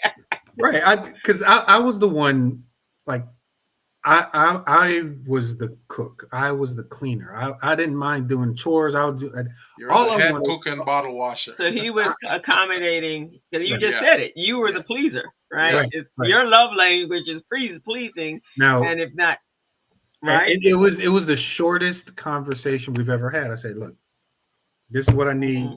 She says, "I can't do that." Cool. No, So that right, was New right. Year's Eve. That was like watching the ball drop. Yeah. New Year's Eve. Getting ready to go into 2019, right? Started the process of the divorce uh, At right that after that. time, it's interesting. So basically, what you're saying, and that's why throughout this month of May, is that being able to sit down with someone that it doesn't have a vested interest in who you are and what you are and how you exist and how you got to this planet is a good thing. So Yeah. having going to therapy is a good thing because Mhm. you get to have some conversations that get bounced back on, and then you get to hear it not from somebody that has a vested interest in you. Right. Then you realize, wait a minute, maybe I do need to make some changes. And so, Hmm. and I think when we look in especially, I said this at the very top of the show, us as Black people, man, we live in a place of post traumatic, traumatic, in this case, slave syndrome, because we are carrying things from ancestors and ancestors for years and years Right. thinking that's our norm, right? And Right. if we were not raised with both parents in the household, and we have some abandonment issues and things that we don't even know we have, it really comes to us when we hit a critical place in our lives.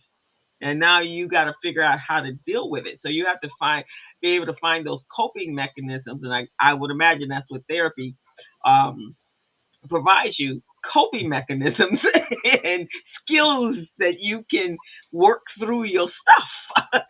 Right. That's exactly right. And the beautiful thing about a therapist is, yeah, they're not a part of your family and they don't have that relationship with you, but they do build that, what they call it, the therapeutic alliance. Yeah.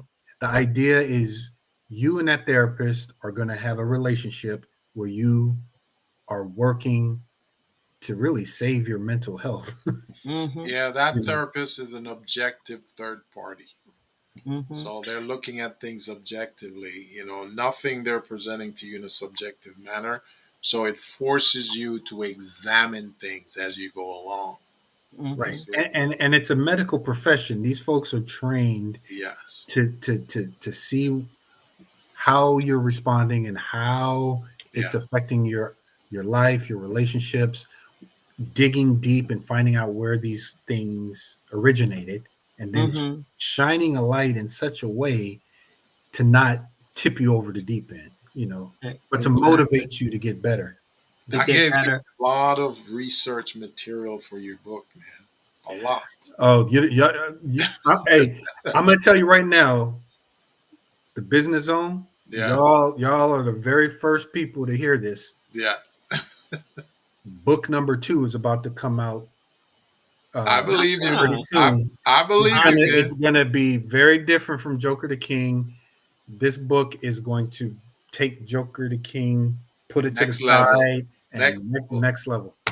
I believe you, man. Because while I'm talking to you, I'm seeing some things. I'm Oh yeah, seeing where, hey, you're perking up to get to that next level. You see what I mean? exactly, And exactly. I see how what you're doing, especially for young people and young men, especially from that 18 to 25, when their role models are whatever current rapper is going on, or living that what seems like a very high life. I mean, when you look at what's going on, with P Diddy and all that sort of stuff, you see all the traumas that are, once they get money doesn't solve anything, No. right? Once they get money, then that whatever deviancies or inefficiencies that they've had throughout their life, now it comes flying to the To surface the surface, because full you got circle. resources to do what you want. Yeah. And so when we look at especially our black men today, who didn't have both parents in the household, who moms had to work had to work 2, 3, 4 jobs, and moms cannot raise boys to be men. Right. And maybe there wasn't an uncle or whomever in place to help them. What you're doing is vitally necessary Yes. uh, for our young men today, and even our young women. Our young women are lost too, because Oh yeah. right, they're lost as well because the self esteem, you can see it not there. When I see women, with their bodies extremely exposed, just because you know Meg the Stallion is exposing hers, it ain't got nothing to do with you. She's that's her persona to make money. Right. That's Right. not your persona. You're not gonna make the money that she's making, but she's decided that's the way she wants to do it. But not having understanding who you are as a person. And I always tell my students, both my adults and my young and my youth students, that I personally believe as humans, when we're born, there's a destiny already set for us. Our job is to find the road and the journey that will get us to that. So we Mhm. have choice. Yes. And if we go this way, then that's the direction. But we got to be able to pull ourselves back and go, no, I don't think that's what my destiny is, and be able to find that. So therapy and books like Joker the King and any other books that are out there that are helping our young people be able to shape themselves so that they can make better decisions in life is vitally important. So kudos to you, Dr. Brown, Well, I thank uh, you. That's for very well being said. and as my with the ticker tape is going on the bottom, it says leaders shape our nation, our communities, and our organizations. So it requires those of us that are interacting with young people to help guide them to where they're supposed to be so that they can actually connect with that destiny that was Right. already predetermined for them at their birth. Dr. Ooh. Brown, were you able to sell any of these books abroad internationally? I have a brother who's in Japan. He's the only one outside the United States who has this book. That's a Because great I question. see I see this as, being a tool that can be used in other countries, other nations as well, because those men are going through the same thing that we're Oh, going through, yeah. and Mm-hmm. they need access. They don't really have access. So one access that we present and provide for them is the business zone, because we're international. you know you got people in Africa, Venezuela, Canada, Egypt, Gotcha. wherever, that can access us. But I really do. And as a professor, I'm thinking. Uh-oh, what happened to Gilbert? Gilbert got. So here's what I'm going to say. I just bought 3 books just now, Oh, two for wow. my nephews.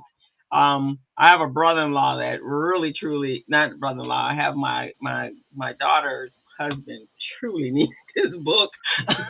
He's in Egypt. He's Egyptian, but Gotcha.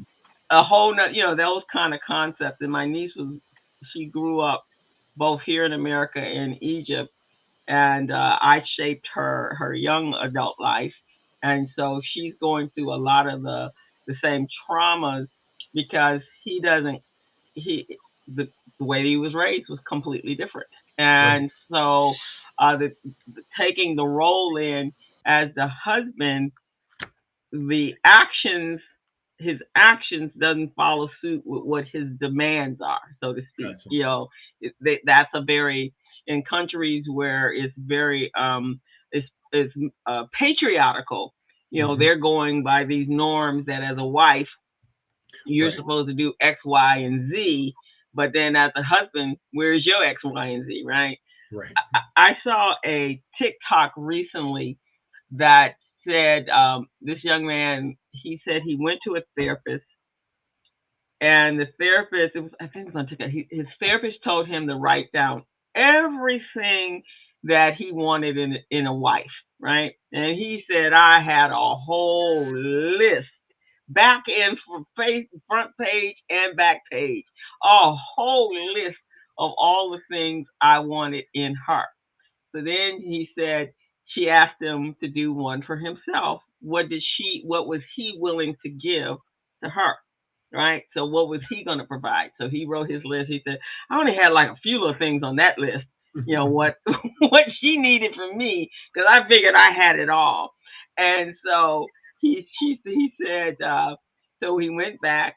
That was his homework. He went back with his to the therapist the following week, and so she looked at his list, of what he required from her, and so she goes, So he says, well, what about my list? He goes, if you can't provide these same things on this list that you're requiring from her, then you can't expect her to you can't Oh yeah, expect her yeah, to be this person, right? And so exactly. he said, so he sat there and he went, well, I'll just be damn. Well, Right. you know what they say. Most of the things that you're gonna love is most of the things that we want in this other person Uh-huh. are the things that we're hoping that we could be ourselves. You Right. know, we want somebody who's loving and fun, and we want somebody who takes care of their body, and we want somebody that's because that's what we want us to do ourselves, Right. And then when we start arguing with this significant other, really we're upset with the things that they're doing that reminds us of our own mistakes. Yeah. And You that's know, basically what she was telling him. So she said, so until you can be this person to her, you can't expect this from her because you're not being this person to her. And he said it sunk in. So I basically think that, therapy is a good thing. And I think oh what yeah, you're doing is amazing. And I'm with Gilbert. This book should be sold internationally, mainly because, in countries that have come from a patriotic kind of mindset. And to be quite honest, the United States right now is going through some interesting challenges, sure. where sexism and thinking Mis- that women cannot control their own bodies, and Very they're misogynistic. Yeah. very misogynistic, and so you're trying to take all of women's freedoms away from them so that you can be in control of them like they're children. And so this morning there was a post that was put on Facebook, and it was talking to this man, and he was asking, what is his wife about his marriage, and he says, what do your wife do? She stays at home. And he says, so what does that look like? And he says, what is your job? He says, I'm an accountant. He says, so tell me her day. He says, well, she gets up early in the morning and she fixes food for everyone. She bathes the kids. She does all of this stuff. And then he says, okay, and what do? He goes, I get dressed and I go to work. He goes, okay, so how does the kids get to school? He says, well, she takes the kids to school in between breastfeeding the baby and doing all that sort of stuff. He says, and so, because she don't work. And at the end of each comment, it was, she doesn't work. So therefore, has to be her role. So then Right. he said, so what happens when the kids are dropped off? Then she goes home, she washes, she cleans the house, she makes dinner, she does all this, she feeds the breastfeeding and taking Because care she of the doesn't infant work. because she doesn't work. Like that stay-at-home mom has no responsibility. And so then they said, okay, so what happens afterward when you come home? He goes, I sit and rest from an exhausting day. He says, what does she do? Well, she she goes on to put the food together, make lunches for the next day, Because lay out she the doesn't work. clothes because she doesn't work. And then throughout the night, she's getting up, feeding the baby, and of course, she has to do her wifely duties. And why? Because she doesn't work. That's hilarious, man. And so you're reading, going like, "Damn, I'm exhausted from her day," and he's going, "But I had an exhausting day sitting behind the computer doing accounting work." Oh, okay. It really is. We need to put ourselves in our spouse's shoes. Right, You know what I exactly. mean? Yeah, because Um, I do want to say something though. For all the people who are listening in Southern California, hmm there's going to be the very first Joker the King live event Sunday, June 23rd Oh, okay. the Civil Rights Institute over in Riverside, California, is sponsoring a free men's brunch. So you Oh, get On okay. Sunday, June 22nd. June Third. 23rd. Okay. June 23rd. And Joker the And, King. and it's going to be the first annual, because we're going to do this every year in June, a men's brunch. Everybody gets a free book. Everybody gets free food. Everybody gets a free workshop. We network. We talk about all of these issues June 23rd. Well, I And love it. awesome. I love it. and because it's free, we need people to RSVP so we can get the proper head count. So all you got to do is Okay. go to jokertheking.com Mm-hmm. and look for the events. So I'm going to ask if you have a digital flyer, send that to me because I'd like I to do, help yes. you. I'd like to help you market that. I also have another another platform, a podcast. I actually have several podcasts, but this I have the community briefing. I would like to have my producer reach out to you. Are you still in school, or are you? Because this one's in the daytime. We're done with the school year. I got the Hmm. summer working from home. Okay. So this But is a go ahead and have the producer get in touch with me.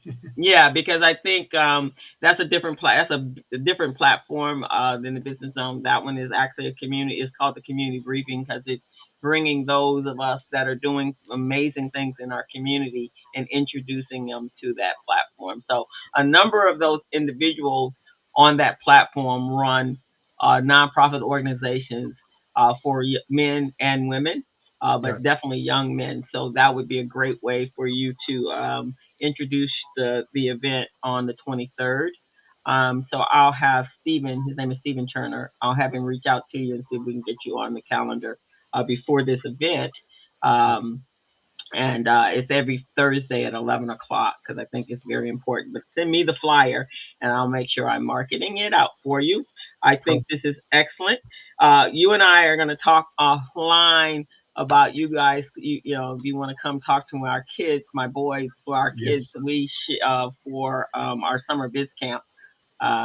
We got some amazing young kids that's coming in, and so I'd love for and I think you said you had some colleagues and friends or Yeah, organizations. I already talked to him. We're already ready to go. We just Okay, so I'm need. gonna send you the link over so you guys can register and select whatever you want to do. There you go. There you go. So that'll be perfect. This has been awesome. We're coming around. We went past our hour and a half, but the conversation was phenomenal. Kudos to you Amazing, for man. this. This is For amazing, it Doctor. is. You are doing some Your story was amazing work. amazing. Your stories were amazing because we went down a few different highways, which was good because it brings perspective to the story that you're presenting. So, Yes. love it, love it. And like I say, man, if you can get an opportunity to incorporate this into your curriculum, Yes. into one, and maybe a different curriculum, not the same as the English that you Now I think teach, this is but the yeah, course for him, man. yeah, That should actually go out to various organizations and schools. yeah. The school that and when you come to where we're doing our workshop, where we're doing biz camp, it's called Da Vinci. Da Vinci has a very unique philosophy on people that they bring in. They are very open to bringing outside people in to work with their kids. And so Da Vinci is an amazing high school, middle school, elementary school, and high school that's over in El Segundo. And they have some incredible programs. And so they may be interested in bringing you in to talk Oh, to their Joker the young men. King program. Oh yeah, Uh huh. that would be amazing. That, Yeah, that so would be I'll amazing. introduce you to when you come. I'll introduce you to Cressla, who is the program director over there, because they actually reached out to us and asked us to bring Biz Camp to Da Vinci, um, and then um, and then there's some. I met some other interesting people. They have a trades program that they bring in the summer. They have they do a career day. I participated in a couple weeks ago and they're bringing people from all walks of life that have opportunities for their young people. So I think Crystal might be interested in your program. Very good. Dr. Okay. Brown, are you familiar with Dr. Frank Reyes over there at the district, the community college district there? I am. Yes. Okay, all right. So, Do you know Frank Reyes? Yes. oh yeah, I know him. So, I'm the procurement chairperson for the Hispanic Coalition of Small Business in San Bernardino County there. Oh, okay. So our Yeah. chairman, Frank Montez, that's his buddy. So he brought them in. And we had an event 2 years ago at the airport, San Bernardino County Airport. And then Dr. Reyes was one of the panelists on there. We talked quite a bit about how to incorporate what we do in the community college district. So I yeah. see. Yeah, Oh, he's one of our board of trustee members. Yep. He and his wife is a politician too, so they're in that group. So yeah, That's right. but I do think, man, you should get your material in the colleges, and have it become a course. Now, and I think this is the next step. I need to turn what the plan is to turn Joker to King into a movement. Yes, I like yes. that idea. Everything from branding to merchandise to more programs, e-courses. Yeah.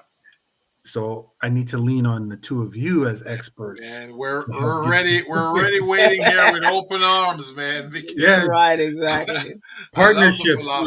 Partnerships. We need to do this Yes. together. Yes. Awesome. Yes. I like it because my biggest passion is working for my young people. My adults are fine, but my young people, boy, they need that resource, and so I've always worked with kids. That's been a part of that's my philanthropic, and since I started my business, so I've done it in different capacities, either coaching an athletic program or now it's the entrepreneurship that I focus in on. But I've run ski programs and I sit on boards for that have something to do with kids and the development and the growth of young people. And so it's very important to me that we make this place a better world Yes. than what for them, because that's who we're working for now, not for us. We can coast on out of here, but but for them, no, coasting is a little challenging right now. So we have to, especially our black and brown kids, we have to Yes. make sure we're putting our attention. So we're gonna bring this to a close. Before you do that, co-host, I got one quick question for Dr. Brown. So what you did with your brother was very remarkable. So do you think he might be willing to give a testimony to that? Because that will help the launching of your program. You see what I mean? That would be great because you turned him around. I mean, a younger person tend to be more resistant and combative to these types of things, because I've coached young men too, and I've seen the difference, their level of acceptance is just not there.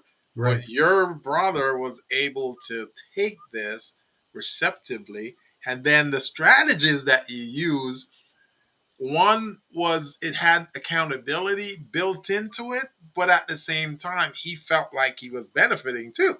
Right. So I love that. It's like a dual benefit. You bring up a very good point. I think sooner or later we're going to have to get the two of us on video, my brother and I. Yes. So that, I mean, 2013 is when we started. So we're 10, 11 years down the road. Yes. We need to revisit all of this. Yes. Right. And where he is today, there's a success story there. Right.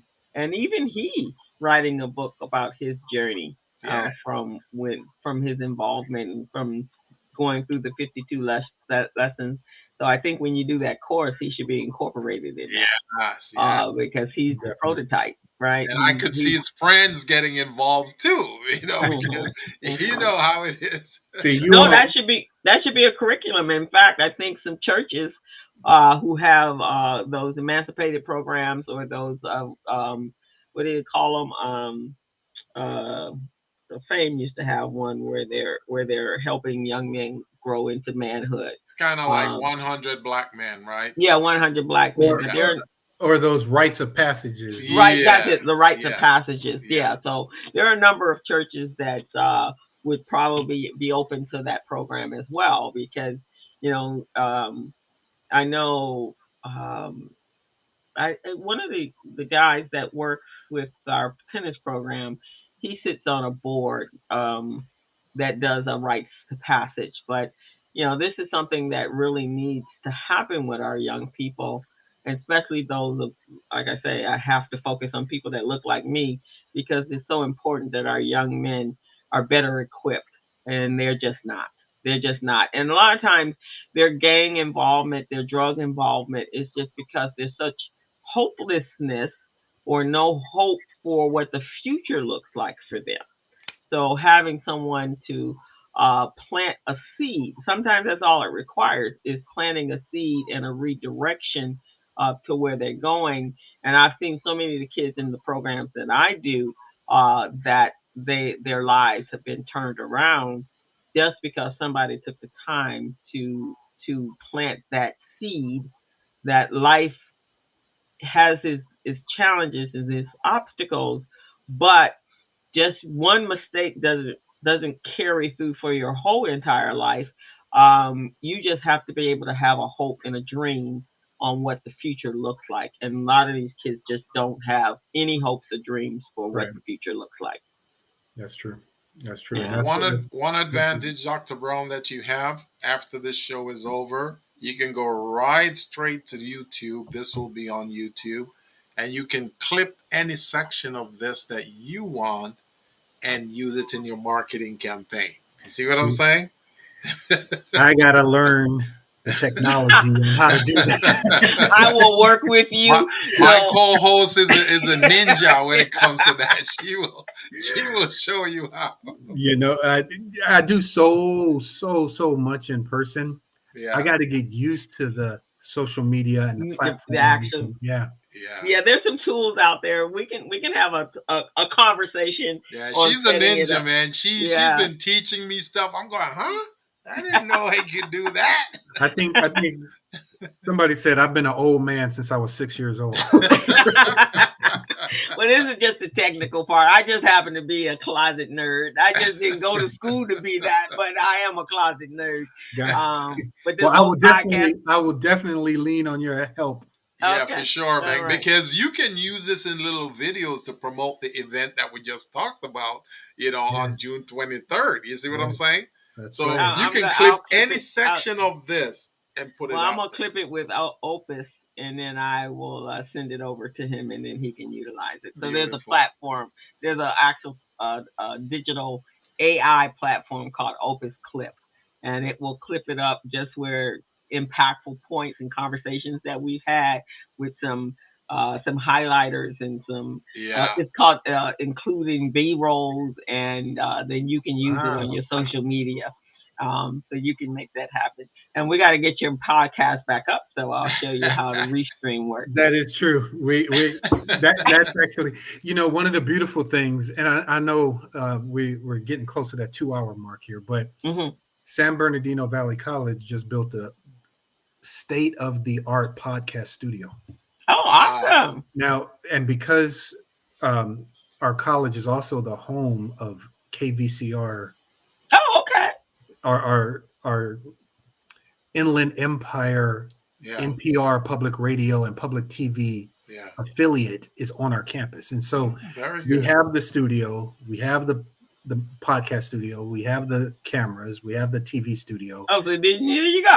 And I'm not using it. I got to figure out. We got a lot of resources right there. Hopefully this show will motivate you to do that. Okay. And so I'm going to end. I think so. Okay, good. And I'm going to end the show with I was participatory in a seminar yesterday with I think his name is Mark Stouffer, Dr. Mark Stouffer. He's at UCLA, and he did a presentation for the Crenshaw Chamber on the state of Black California. And I don't know if you know this, But the area that is the highlight for right now for Black people and success is San Bernardino. Yeah. Mm-hmm. Yeah, and so Yeah. we were talking, and I was saying, and somebody said, I don't even know if they know that. I said, I don't know, but far as what's Well, progressive, a lot of it has to do with the economic Yes. downturn that Yeah. happened a few years ago. yeah, Yeah. San Bernardino was the second city in the country, the second major city to go bankrupt, Yeah. and okay, and then there. So that means it's fertile ground to be rebuilt. Yeah. yeah, Mhm. exactly, and that's what they were saying. So they were saying San Bernardino is definitely the place that Black, and a lot of Black folks moved out when they left L.A. They moved because he Over does a there. whole thing on the Black folks leaving the state of California, but in some cases they left Los Angeles and Right, went to San Bernardino because it's cheaper right. than being up here. So and it's easier to live, and so a lot Yeah. of them moved out there. But we're gonna close the show, and it's been awesome. We want you to come back and at anytime you want. Yeah. And this has been incredible. I look forward to you coming to talk to our kids this summer and helping you out wherever you need us, our resources, and from Gilbert and I. Gilbert, you can help him get certified. Oh, That way he can definitely. get into LA Unified and in any of the other unified school districts out there. Yeah, I I'm love it. gonna make you feel welcome, Dr. Brown. You're gonna do good, and Yeah, get your brother involved too. We need to start getting involved because he's gonna be one of your ambassadors out there telling the story and telling, of his success and all of that because you're gonna need peers like his peers to get involved in the Exactly. process as well. But exactly. Well, thank you so much, Dr. Brown, for being a part of the business zone. You don't know how wonderful it is.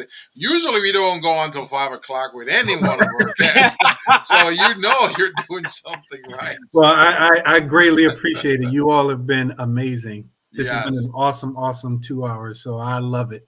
Thank definitely. you, thank you. So you'll have access. It'll be on with the show is actually streaming on Facebook page on our three YouTube Facebook and pages. LinkedIn. Yours, obviously, because I see it's connected on my LinkedIn and as well on YouTube. So it's out there. We just have to now get it moved all around so you can go and share it in its full capacity. But then I'll clip it up with our software, and then you can use excerpts of it That sounds good. to carry on your book, so we Thank can you, get more Dr. books Brown. sold. But I thank you Appreciate you, appreciate it. so sir. much. Have a great weekend. Enjoy your holiday. You too. You all have a good one, and I'll talk Okay. with you later. All And right. thank you all for viewing the Business Zone. This is a weekly occurrence. We have this podcast every Friday from 3 to 4:30. And if you're interested, we'll extend it until 5 o'clock. My wonderful superwoman co-host Crystal Mitchell and I would like to say thank you again for joining. Make sure you guys go to YouTube and hit that subscribe button. Remember, guys, it doesn't cost you a penny. This is going to be free. It's free 99, okay, to subscribe. So please go to YouTube. Here's the QR code. Just take your phone and go to your camera on the phone and just take a picture of this thing. It will take you straight to our site and or to YouTube, and you'll get to subscribe. Okay. Now next week, if we don't have a guest next week, guys, we're going to talk about exit strategy, and that's going to be Actually, a we won't great because program. I'll be on a plane. So Oh, we're going you'll to be talk on a about that plane. in Oh, June. I I'm forgot, going to a folks. graduation next week. Folks, I So forgot. My co-host will be out of town, so we're gonna make sure she has a good trip. But right. go ahead and subscribe, okay? But you So can still we'll still have a show going on. Just won't be us in live. It'll be uh, us in we'll it have a might be this rerun. show. We'll It have a might be this rerun. show It might again be that this we're show. keeping. We might rerun this show, this very show. So we're gonna go ahead and we're gonna tune out now. We're gonna do our outro, and we'll see you guys next week. All right. Bye bye. As a small biz pro, I saw we roll, using procurement, program and control. As a small biz pro, I saw we grow, using procurement, program and control. I'm a business